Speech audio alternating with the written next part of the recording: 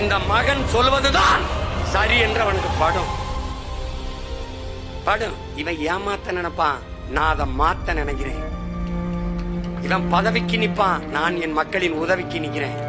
இவன் என் மக்களை வச்சு பிழைக்க வரான், நான் என் மக்களுக்காக உழைக்க படைய திரட்டி வாரேன். இவன் பணத்துக்கு வாரான், நான் பிறந்த பெருமை மிக்க தமிழர் என்கிற இனத்திற்கும் அதன் மானத்துக்கும் வாரேன்.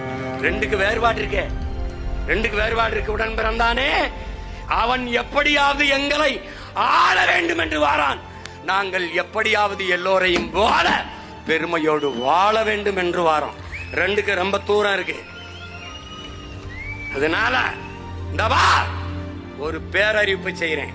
பிரபாகரன் மகன் கோனேரிக்கோன் கோட்டையை மீட்கன்னைக்கு பிரகடனம் செய்கிறேன். பேரறிவிப்பு. ஒரு நாள் சென்ட் ஜார்ஜ் கோட்டையில தமிழன் கொடி ஏறும். கோனேரிக்கோன் கோட்டை தமிழன் கைக்கு மாறும். இது சத்தியம்டா. பிரபாகரன் வாழ்க, தமிழ் தாய் வாழ்க, தலைவர் பிரபாகரன் வாழ்க.